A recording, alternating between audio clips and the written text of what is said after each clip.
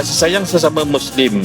Wa 'anin Nu'man bin Bashir radhiyallahu anhuma qala qala Rasulullah sallallahu alaihi wasallam Mathalul mu'minina fi tawaddihim wa tarahumihim wa ta'atufihim mathalul jasad idza istaka minhu 'udwun tada'a lahu sa'irul jasadi bis-sahri wal humma.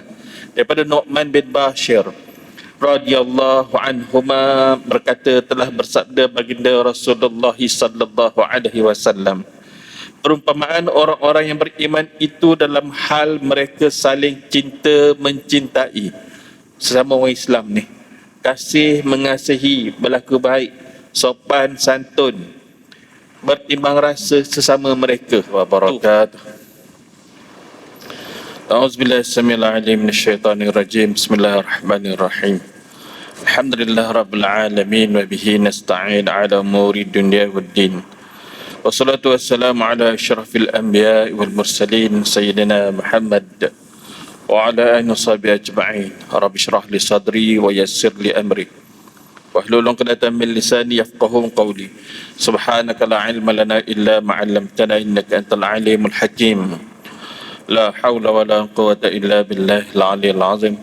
Allahumma salli salatan kamilah wa sallim salaman taman ala sayyidina Muhammad alladhi tanhal bil qadab tanfarj bihi al qurab wa taqda bil hawaij wa tunal bihi raghaib wa husnul khawatim wa istasqal ghamamu bi wajhihi al karim wa ala alihi sahbihi fi kulli lamhatin wa nafasin bi'adadi kulli madlumin lak wa ba'da. Alhamdulillah, syukur pada Allah Subhanahu wa taala, tuan-tuan dan puan yang dikasihi oleh Allah, kerana kita ditentukan, dipilih oleh Allah Subhanahu wa taala untuk istiqamah setakat ini. Moga-moga istiqamah yang Allah Taala berikan kepada kita ini kekal, berpanjangan hinggalah ke akhir hayat kita di dalam taat kepada Allah. Allahumma ahitna bittaqwa wal istiqamah. Barang istiqamah ni barang yang lebih mahal daripada karamah, daripada 1000 karamah. Para wali Allah, istiqamah itu mengatasinya.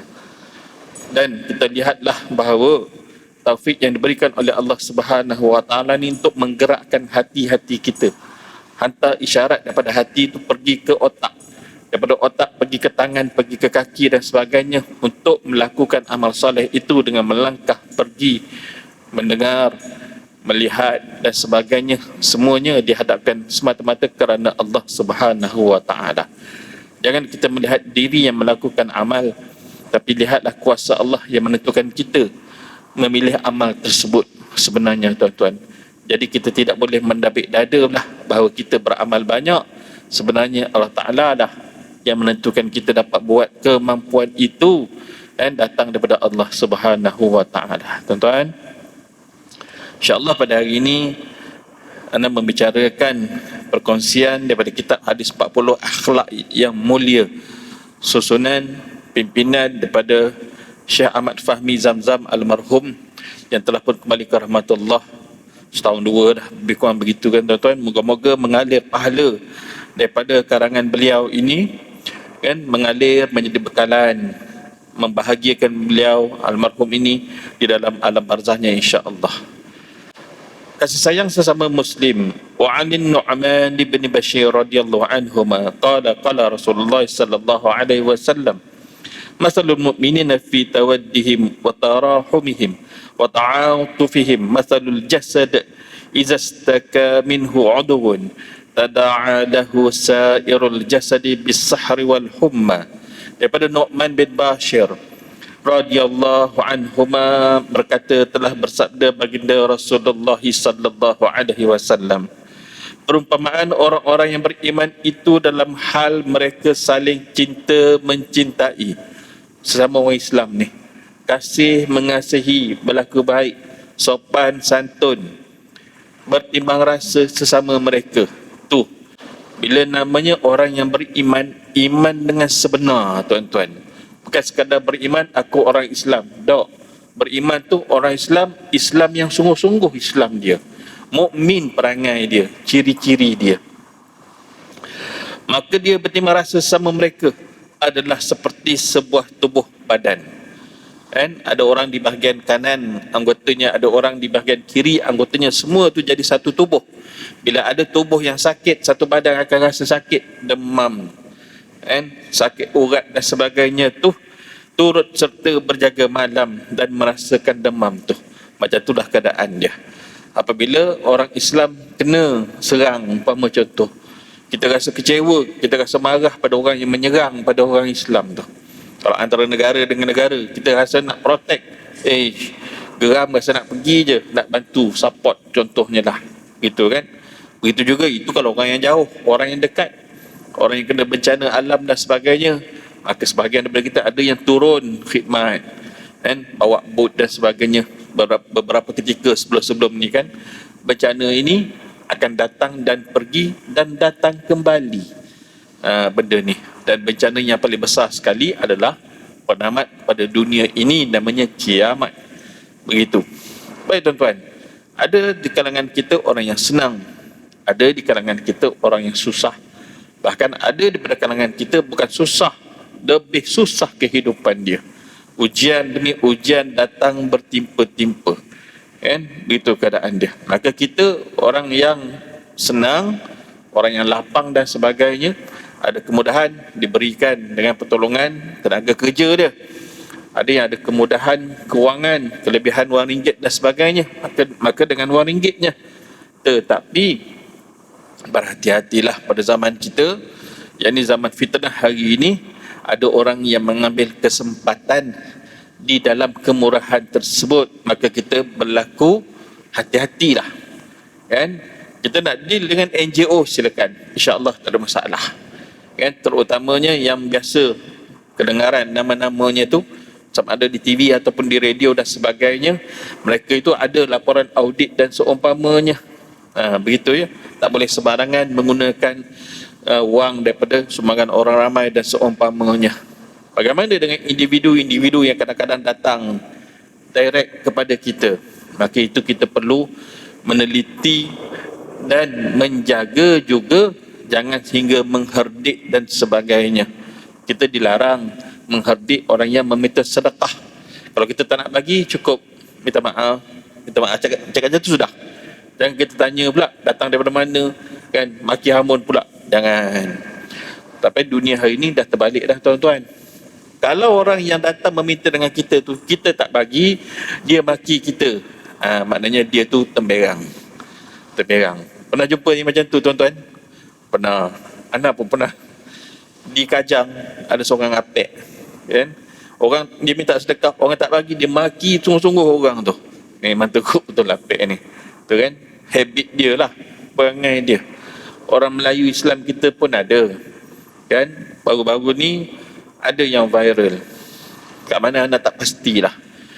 Dia bawa tisu tu, jual tisu tu, kan, dan menyamar sebagai buta, dipimpin oleh seorang perempuan.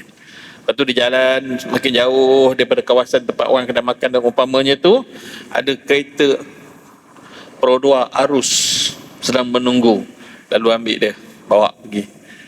Geng lah, pergilah tempat yang jauh dan sebagainya. Rupa-rupanya enjoy dengan kehidupan cara yang sedemikian. Malas berusaha, tulang empat kerat yang ada tu malas berusaha. Dalam Al-Quranul Karim ada pesan, mereka yang mengambil daripada usaha orang lain dengan jalan yang tidak benar, kan, melakukan tipu daya dan sebagainya, meminta-minta sedangkan mampu untuk bekerja, maka mereka ini seolah-olah mengambil bara api, ditelan mentah-mentah macam tu. Allahu Akbar. Jangan bermudah-mudah. Ramadan akan menjelang tak lama lagi, insya-Allah. Moga-moga Allah Taala masukkan kita ke dalam bulan Ramadan Al-Mubarak dan kita mampu untuk beramal jauh lebih baik berbanding dulu. Mampu untuk kita bersedekah jauh lebih baik berbanding dulu. Baginda Nabi sallallahu alaihi wasallam, apabila tiba Ramadan, sedekah dia mengalir macam air yang mengalir, punya laju dia. Tetapi bukanlah bermaksud mudah sangat kita nak bagi, kan. Bagilah pada tempat yang betul supaya kita dapat menyekat budaya-budaya meminta-minta tanpa berusaha ini dibendung. Kalau tidak, tak selesai masalah. Dia akan senantiasa mengekalkan kehidupan dia, yang kita nasihat pun tak jalan tuan-tuan. Itu kan amat malang lah. Seminggu yang lepas ada seorang wartawan, dia buat satu kajian sosial, menyamar pakai baju buruk, bawa bekas minta sedekah, kan, meja ke meja dan sebagainya, begitulah lebih kurang, kan, menyamar. Dalam masa 1 jam dia peroleh lebih kurang RM40, RM43, RM45, lebih kurang begitu sejam. Tuan-tuan bayangkan kalau dia buat pekerjaan itu lepas satu pot ke satu pot yang lain, lebih kurang 10 jam atau 12 jam. Bererti sehari dia boleh dapat anggaran dalam RM450. Bersamaan juga lebih kurang kalau sebulan bersamaan dengan RM15,000. Tuan-tuan, benda tu viral, tapi bukan viral tu mesti sampai pada semua orang. Tak. Mana yang sampai pada penglihatan dia, dia nampak. Mana yang tak sampai, tak sampailah. Jadi kita ni sebagai orang yang telah menerima maklumat pada malam ini, kuliah sama-sama ni, kan, kongsikan pada orang lain. Silakan kalau nak memberi, pastikan nampak gayanya memang betul orang ni layak menerima. Yang ni siapa tuan-tuan? Sebenarnya orang miskin yang layak menerima, mereka itu tidak meminta-minta, dia menyorok kerana malu dengan kemiskinan dia. Ya, maruah diri sangat mahal. Tiba-tiba bermudah-mudah meminta, dia mencarikan maruah dia sendiri dalam keadaan dia mampu berusaha. Tak boleh, haram, dosa besar. Jangan kita bermudah-mudah. Kalau kita bermudah-mudah seolah-olah macam kita support, kan, tak apalah, aku dapat pahala. Walaupun dia temerang, kita tahu dah dia temerang tu, tahu, bagi lagi, silaplah. Kerana kita membiarkan budaya itu berterusan. Salah besar. Bagilah pada tumbuhan, madrasah, anak yatim dan sebagainya, fakir miskin yang mana disampaikan oleh pihak NGO dan sebagainya, kan. Raja Syamri umpama contoh di sebelah pantai timur, Raja Syamri yang kakinya sebelah tak ada tu, kan. Ramai lagi lah NGO yang lain, banyak ya tuan-tuan. Bayangkanlah keadaan yang berlaku. Suatu hari daripada utara, Ustaz Kamarudin pernah datang ke KL lebih 10 tahun yang dulu. Tuan-tuan ingat tak kisah di mana ada anak-anak yang kecil tidur beralaskan surat khabar di kompleks daya bumi dataran tu, sebelah dengan pos Malaysia Berhad. Ya, baik. Jadi gelandangan ini disantuni oleh Ustaz Kamarudin bersama dengan tim dia daripada utara. Lalu dia bertemu bual dengan pakcik ni, umur 50-an lah gitu. Ditemu bual, sahabat-sahabat yang lain ni kepung beg dia, kepung cover sambil belik apa yang ada dalam beg pakcik ni. Baju yang lama ke, yang baru ke, yang dah dibasuh ke belum ke, ada biskut ke, roti ke, atau makanan yang dah expired dalam beg tu, kan. Sambil-sambil berbual, bercakap, borak dengan pakcik tu, kawan-kawan ni tengok kelebek lah, orang datang kata kelebek. Duk bilik beg tu, punya ada duit dalam tu. Ada duit, bukan tak ada duit, ada. Berapa ribu tuan-tuan? 1,000, 100, 200. Dalam tu ada RM22,000. Pelik tak? Kenapa masih lagi tidur di atas beralaskan surat khabar tu?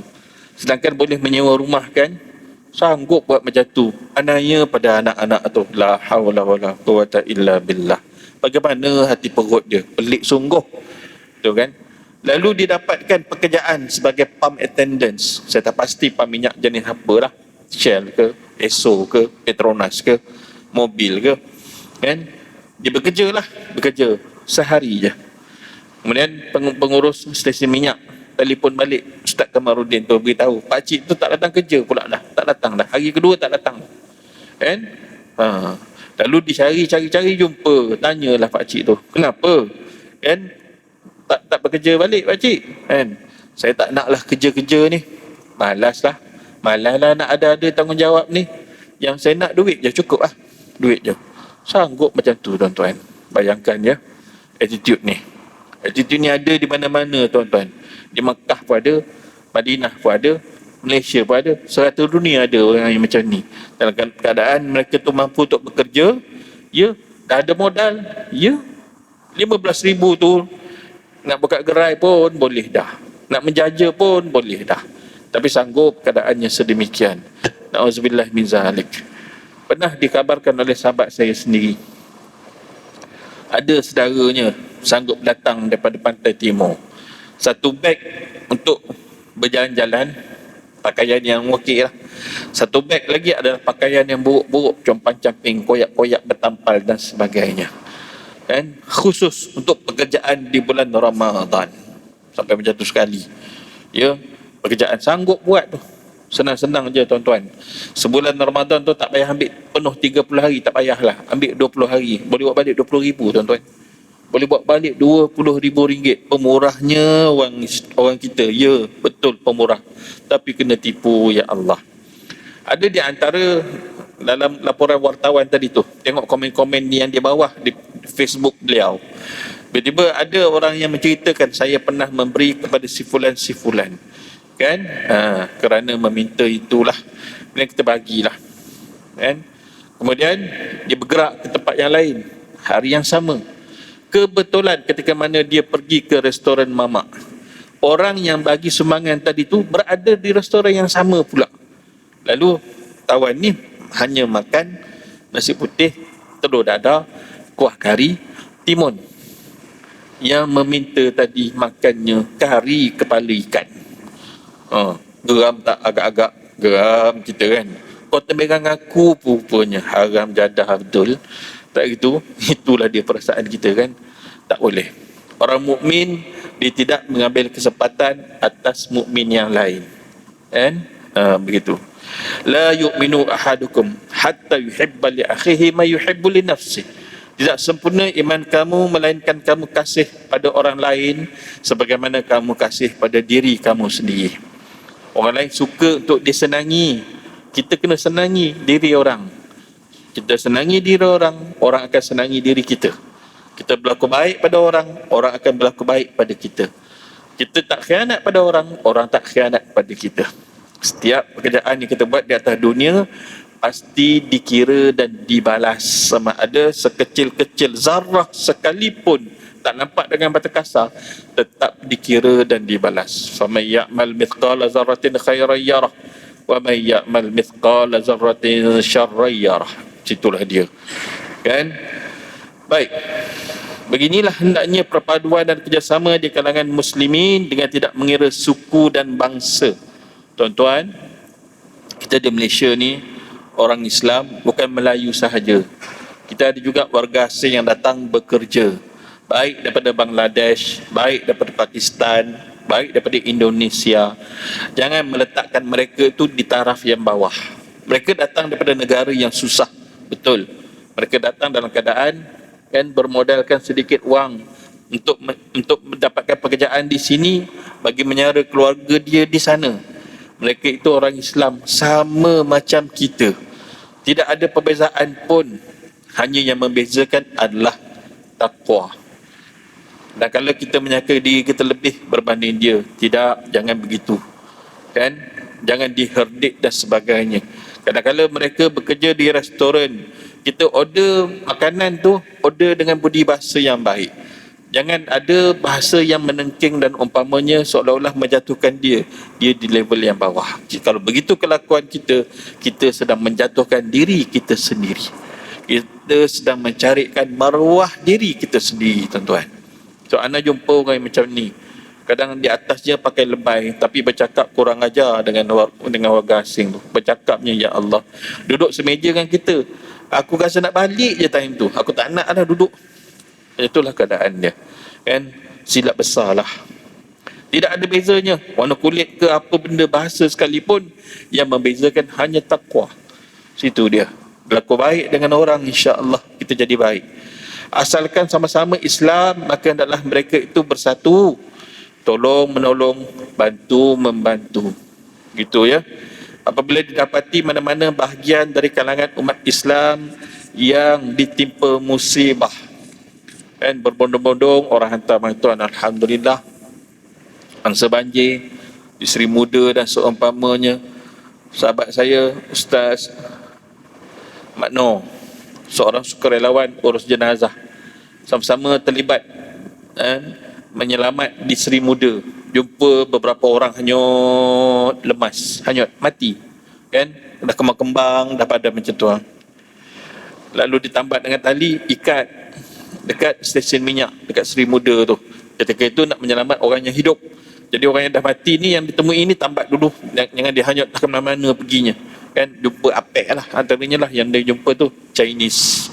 Kan? 2-3 orang kat situ. Ramai juga sebenarnya. Tuan-tuan, fokusnya nak menyelamat orang yang ditimpa musibah banjir. Kan? Jenuh kawasan tu. Kawasan tu dia macam bertakung. Macam tu ya tuan-tuan. Bila berlakunya takungan tu, rumah pam pun ditutup juga. Dan bekalan elektrik 60 pencawang tenaga nasional Berhad meletup habis. Tak sempat nak off. Kan? Dalam tempoh 3-4-5 hari tak adalah bekalan elektrik. Rumah pam air pun tak berfungsi lah, nak sedut air keluar. Tak berfungsi. So dia mendap kat situ. Takung kat situ. Kan? Selepas daripada tu barulah, selepas 3-4 hari tu, barulah tenaga nasional sewa genset. Sebuah genset yang lori tu, saiz lori tu kan.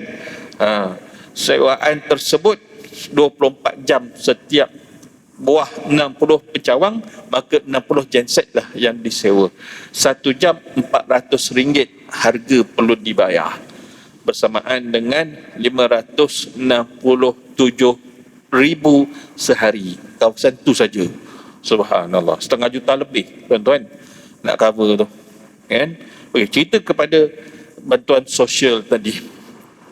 Ramai daripada rakan-rakan kita kan khidmat tanpa ada sebarang bayaran pun, menuntut redha Allah Subhanahu wa taala semata-mata. Kan tuan-tuan, ada orang dengan kederat dia, kederat. Ada orang dengan kewangan dia, kewangan dia. Semua ni Allah Taala lihat, semua ni Allah Taala akan balas. Kan? Ada orang dalam kemampuan sedikit, dia bagi sedikit. Ada orang dalam kemampuan yang banyak, dia bagi banyak. Semuanya akan menikmati hasil tersebut di akhirat kelak. Baik. Seperti mananya halnya perkataan yang dituturkan dalam lemah lembut. Ini tersilap. Itu hadis yang berikutnya. Seterusnya, ada orang yang ditimpa dengan kemalangan dan umpamanya. Musibah ada, kemalangan pun ada. Tuan-tuan, biasa tak kita terserpak dengan orang yang terlibat dalam kemalangan tepi jalan? Nak pula zaman-zaman hari ni, Food Panda, Grab Food, bawa motor, laju je langgar lampu merah dan sebagainya. Sama-sama dia berlanggar pun banyak. Kan? Nak kejar tip, nak kejar bayaran daripada hasil usaha tu, silakan bekerja. Tetapi jangan lupa kepentingan nyawa. Jangan lupa juga kepentingan nyawa orang lain yang perlu dijaga. Begitu ya. Baik, kita ni yang apabila perlu respon dengan kemalangan yang ada, apakah yang kita buat? Banyak tak orang yang hanya semata-mata lalu sahaja? Dia tak berani, tak apalah sebab dia tak berani. Tapi boleh tak kalau dia telefon ambulan? Sekadar telefon ambulannya 999 beritahu lokasi kemalangan, kenderaan apa yang terlibat, that's all. Boleh tak buat? Boleh. Itu juga adalah pahala yang besar. Tapi ramai orang kita buat tak tahu, dia hanya merakam sahaja. Dia rakam, dia bubuh di Facebook. Dalam keadaan aurat orang tu terbuka. Dalam keadaan orang tu pengsan tak sedar. Dan juga dalam keadaan orang tu dah meninggal dunia pun. Tiba-tiba dibuat sedemikian. Silap besar, tak boleh. Yang sepatutnya ialah dibantu. Ada orang yang mampu, kredit aku dah habis, tapi aku boleh tolong jaga trafik semasa kemalangan ni, maka dia jaga trafik. Kan? Ada orang dapat hubungi ambulan, maka hubungi ambulan. Kan? Ada orang dapat ada skill untuk membantu menyelamat. Dulu dia belajar PBSM, Persatuan Bulan Sabit Merah, St. John contohnya lah, maka dia khidmat. Kan? Dia ada lagi kad tauliah dia tu laku lagi, maka dia membantu menyelamat dan sebagainya. Kan? Tuan-tuan, dalam kes menyelamat masa-masa kemalangan ni, apabila kita cuba respon pada diri orang yang ditimpa musibah sedemikian, kan, ada kecederaan sana sini dan sebagainya, kita jangan biarkan mangsa tu terlentang. Ini kaedah perubatan. Kaedah perubatan, ya, apa kalau kita biarkan orang yang ditimpa kemalangan tu terlentang, nanti dia akan pengsan, dia trauma, nanti dia akan pengsan. Bila dia pengsan, lidah ni akan turun. Lidah ni akan turun, dia akan blok pernafasan. Contohnya, saya cerita sebab saya ada kad menyelamat tu, belajar melalui Tenaga Nasional Berhad. Sebab saya dengan Tenaga Nasional macam tu ya. Baik. Jadi apabila lidah tu turun kat sini selama 4 minit lah katakan, pernafasan tidak berlaku, oksigen tidak sampai ke otak melebihi 4 minit, maka akan berlaku brain death, kematian otak. Itu tuan-tuan ya. Ada tak kadang-kadang kat sini AJK, saya galakkan AJK masjid kita besar ni kan, ramai-ramai orang yang junior, senior, otai kan. Kadang-kadang mungkin dia collapse tiba-tiba, kena serangan jantung, tiba-tiba dia collapse, kena darah tinggi, kena belajar CPR, cardiopulmonary resuscitation. Oi tuan-tuan, tadi kita pergi hadis, sekarang kita belajar medik pula dah kan. Tapi tak apa, nak menyelamat nyawa orang gitu kan. Perlu kita iringkan orang yang jadi mangsa keadaan tu, dia tak boleh terlentangkan. Bila dia mengiring, dia nak batuk, sesuatu yang tercekik umpama contoh, dia boleh keluar. Tapi kalau dia terlentang, dia akan tersekat. Apabila berlakunya brain death, 4 minit tak terima pernafasan, tak terima oksigen di otak, maka berlaku kematian otak. Jika dibuat CPR selepas itu, dia ada risiko. Kalaupun dia hidup, dia dah tak berfungsi apa-apa dah, tak respon apa-apa dah. Nak makan, nak buang air, semua orang lain yang uruskan. Itu maksud dia.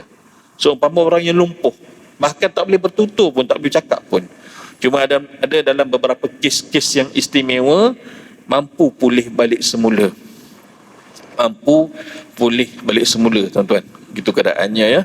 Saya belajar ni dengan Tuan Haji Abdul Rahman Basar dari unit Emergency Department Hospital Kuala Lumpur beberapa tahun yang lepas.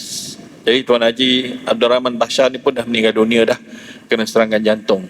Ilmunya di HKL tu selama 25 tahun di Emergency Department, dan diterima pakai keilmuan dia oleh doktor-doktor pakar yang lain. Kadang-kadang dia pun terlibat dalam membedah pesakit dan umpamanya, termasuklah untuk melakukan kerja-kerja forensik. Sampai macam tu sekali tuan-tuan. Subhanallah, Masya Allah. Jadi apabila kita nak perlu respon pada orang yang ditimpa kemalangan, mereka itu sangat memerlukan bantuan kita, seumpama orang yang sedang hanyut di lautan, terapung-apung tu, mengharapkan apa masa itu? Kayu. Kalau ada yang hanyut, dia nak berpaut. Begitulah keadaannya. Bayangkan kalau yang sedang meminta pertolongan tu adalah diri kita, ada orang yang lalu dan dia hanya rakam saja. Bagaimana kita punya perasaan? Hampa yang teramat-amat. Kita sedang nyawa-nyawa ikan, 50-50. Aku sama ada aku hidup atau aku mati. Itulah keadaannya kan. Mereka sangat perlukan pertolongan. Jadi yang berani boleh tengok darah, dia tak mabuk darah, okeylah. Kalau yang mabuk darah, tak payahlah, berlalulah gitu. Macam diri saya sendiri, saya tak mabuk darah orang, saya hanya mabuk darah sendiri. Contoh, macam saya asah pisau nak sembelih lembu kan, asah-asah yang pakai rod tu, syok, ujung dia tu terkena sini, syok, kena sikit sini kan. Ada lagi kesannya rasanya sebelah sini lah. Darah memancut keluar, terus saya nak pengsan, darah sendiri. Tapi kalau darah orang, okey, tak ada masalah. Macam mana keadaan pun, insya-Allah kan. Ada tak orang yang mabuk darah? Ada, ramai, betul. Ada orang yang tak mabuk? Ya, ada. Yang tak mabuk, silakan, boleh bantu kan. Yang mabuk boleh bantu pada sudut yang lain. Yang tak mabuk darah boleh hadap orang tu untuk dia selamatkan nyawanya. Barang siapa menyelamat satu nyawa, seolah-olah dia menyelamat keseluruhan nyawa. Barang siapa membunuh orang tanpa ada hak pada syarak, seolah-olah dia membunuh keseluruhan manusia itu. Punya berat nak menjaga nyawa. Tuan-tuan, kita ke masjid, kita ke surau, kita bawa kereta, kita bawa motor. Ada tak kecenderungan orang yang bawa laju, main suka lagi, seronok sangat, bawa kereta tu lupa diri. Masa di masjid elok, bagus, keluar masjid bawa kereta aja, bawa motor je, lupa diri. Perangai tak macam ahli masjid. Ada. Kan? Jangan begitu. Kerana apa? Di luar sana ramai nyawa orang. Kita kena bertanggungjawab. Jangan melakukan khianat menyebabkan daripada kelalaian kita, kecerobohan kita, kejahatan kita atas jalan raya, orang lain mati. Orang lain mati. Soal insurans, ya, insurans boleh cover. Tuntutan daripada waris kepada insurans kenderaan kita lebih kurang 200,000. 50,000 akan pergi kepada lawyer. 150,000 akan pergi kepada ahli waris. Tetapi pada sudut hukum syarak, atas kecerobohan kita, kelalaian kita, tolak tepi yang insurans tu, kita kena biaya satu diat, satu jumlah denda kepada waris si mati yang kita cuai mengakibatkan kematian dia, RM1,000,000 satu nyawa. RM1,000,000 satu nyawa. Kalaulah orang Islam tahu tentang benda ni, betapa pentingnya menjaga nyawa orang lain, maka dia takkan sewenang-wenang bawa ke main sembrono lagi, racing lagi dan sebagainya. Kan? Pengalaman Anas ni terlibat dalam kemalangan jalan raya 5 tahun yang lepas. 7 Ramadan. Dan 2 orang mak rempit berlumba. Budak umur 18 tahun. Di belakangnya bawa budak umur 13 tahun membonceng. Motor depan lah, motor belakang cocok motor depan. Geng sama geng.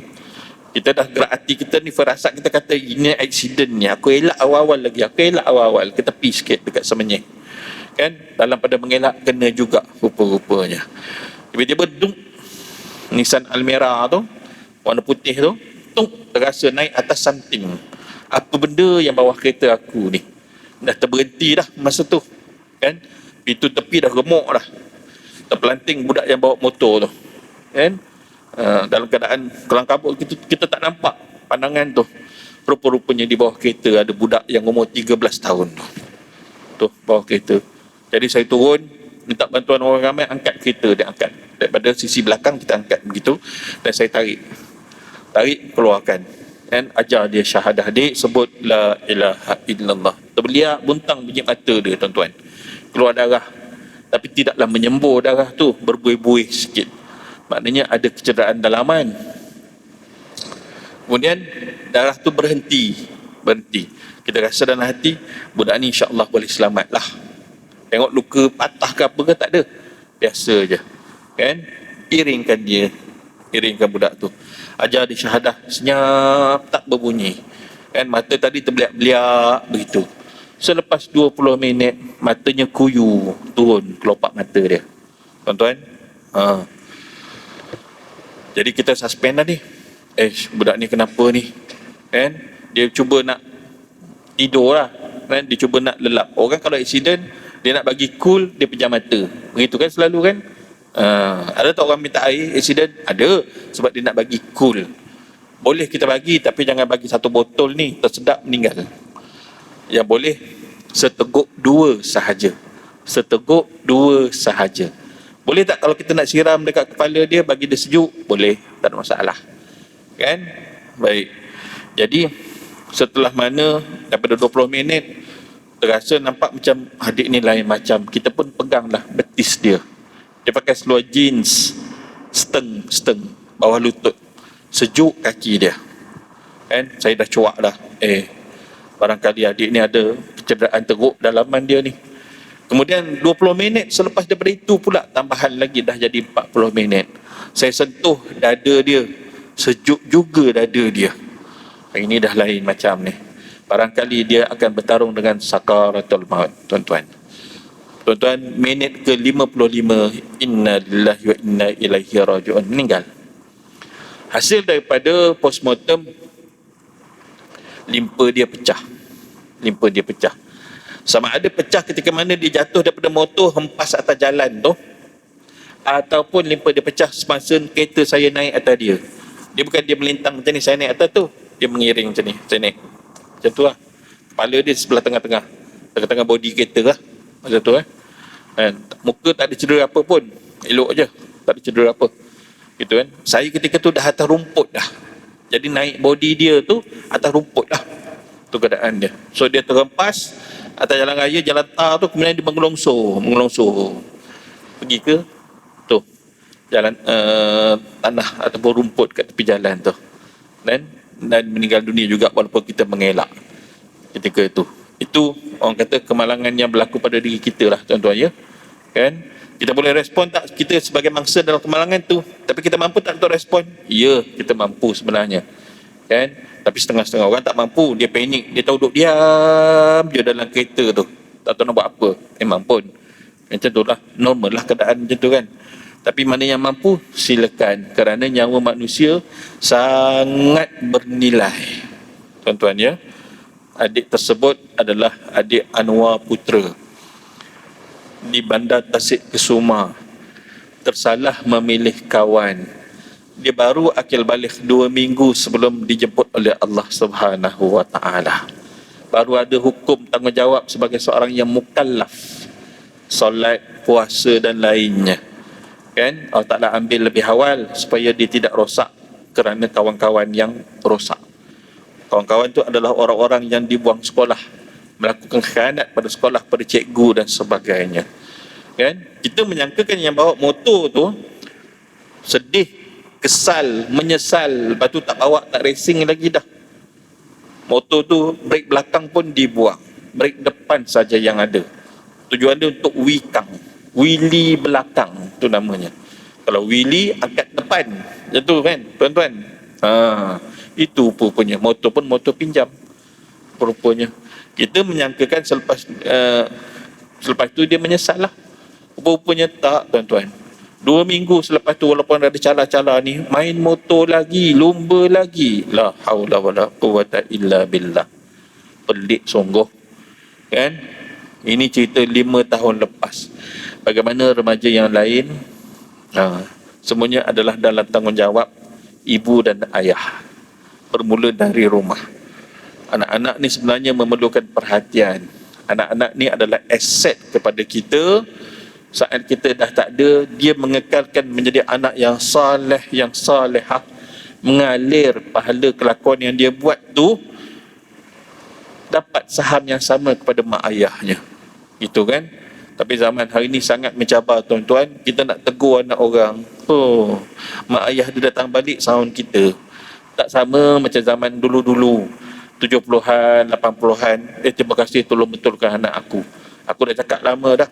Kalau cikgu-cikgu pun kan, dia marah anak murid, dia rotan anak murid tu balik ke rumah, beritahu mak, beritahu ayah, dan dia kena tambah lagi ada dengan mak ayah dia. Tapi zaman hari ni dah terbalik dah kan. Cikgu pula kena tibai dengan bapa contohnya lah. Macam-macam benda-benda yang viral hari ni. Ya Allah, Ya Rabbi, Ya Karim, bencana apakah yang kita sedang hadap sekarang? Yang memaki Hamon di 7-Eleven lah, diviralkan lah tanpa ada rasa segan silu, lepas tu menyesal. Kerana apa semua ni? Kerana tidak menjaga solat dengan benar, maka hati itu tidak akan sampai tenteram. Solat ini kita bentuk pada diri kita dan kita bentuk pada anak-anak dan isteri kita. Bukan semata-mata solat, tetapi kefahaman agama. Perlu didik, perlu diajar, perlu diasuh. Dan kita memberi ilmu dan nasihat kepada anak isteri adalah bermakna kita menafkahi mereka dengan nafkah batin. Nafkah batin bukan semata-mata seksual kepada isteri, tetapi ilmu dan nasihat agama itu juga adalah nafkah batin buat dirinya. Gitu tuan-tuan ya. Masa tak cukup, sekadar itu saja perkongsian kita pada malam ini. Moga-moga ada natijah yang terbaik insya-Allah. Mohon maaf. Aqulu qouli hadza wa astaghfirullahal azim li wa lakum. Wassalamualaikum warahmatullahi wabarakatuh. Bismillahirrahmanirrahim. Allahumma fakkihna fid din waftah lana futuhal arifin waj'al a'malana khalisatan liwajhikal karim. Allahumma rzuqna fahman nabiyyin wa hirzal mursalin wa ilhaman malaikatil muqarrabin bi rahmatika ya arhamar rahimin. Allahumma barik lana fi sya'ban wa ballighna ramadan. Wa sallallahu ala sayyidina Muhammad wa ala alihi washabbihi wa baraka wa sallam. Walhamdulillahi rabbil alamin. Taqabbalallah minna wa minkum.